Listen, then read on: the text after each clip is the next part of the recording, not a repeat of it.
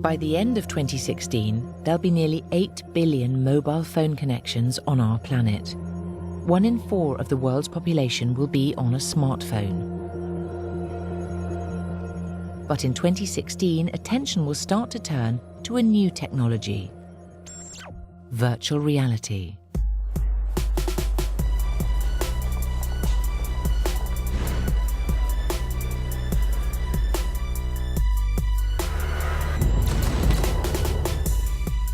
The world's leading technology companies will be battling for their share of the virtual reality market.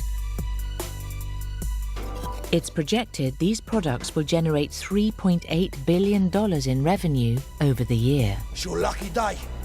Once the head-mounted set goes on, He wants to talk to you. gamers are transported into a virtual digital world. Stand up. It actually allows people to be transported to these other worlds and feel like they're actually there. Virtual reality has been around for 30 years, but the technology has consistently flopped. Oh, that's it. We're finally at a point now where the technology is capable of providing what is a very, very real and immersive experience with minimal latency.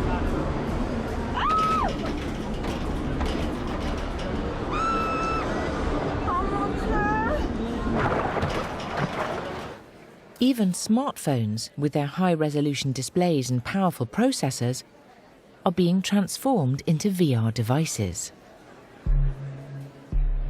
From immersive movies and virtual shopping to architecture and journalism,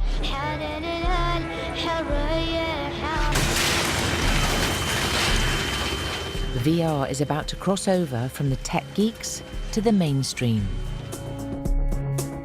In 2016, it'll even be used in medicine. In Los Angeles, this is virtual reality healthcare. What's going on, dude? LT, this is the first I've heard of it. I'm serious, I really don't know.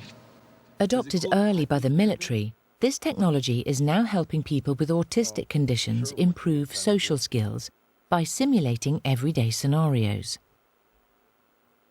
In 2016, more psychologists will be using virtual reality to treat phobias, putting those with a fear of driving at the virtual steering wheel, and helping vertigo sufferers to confront their greatest anxieties head-on. Anxiety disorders affect 7% of people worldwide. Some, like Chris Merkel, suffer with post-traumatic stress.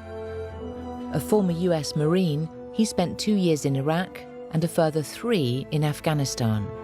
His distinguished military career has come at a cost. It's been said many times that wars, 90% of the time you're just sitting there just bored out of your mind, and that 10 seconds is insanity where you don't know what's going on. And then you spend the rest of your life trying to figure out, what did I do? What did I feel? You know, you don't have time to process any of that.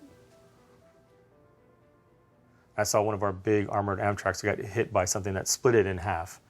15 or 20 Marines running around on fire, most of them are blown in half. But when you're just driving by, something like that will never leave me. These horrors of war have not just impacted on Chris, but on his wife and 2 boys. One night I was sleeping and I woke up and he had me pretty much in a headlock. And I said, hey, you know, babe, what are you doing? And he was staring me straight in the eye, but he didn't see me. When we hear his car pull up, we just kind of, okay, Daddy's here. Everyone just kind of goes in panic mode because we don't know who's going to walk through the door. My family's built almost like a protective layer around me to make sure I make it through my day. He's never been violent, thank God. I don't think he would, but there's always that thought in the back of my head, like, what if? What if today's the day he snaps?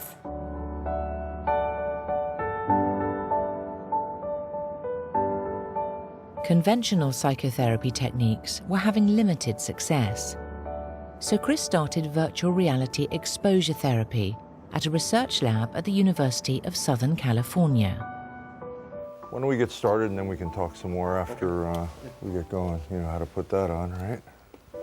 Pioneering psychologist Skip Rizzo believes this technology can be used as a tool to help patients access traumatic memories. You good? Yep.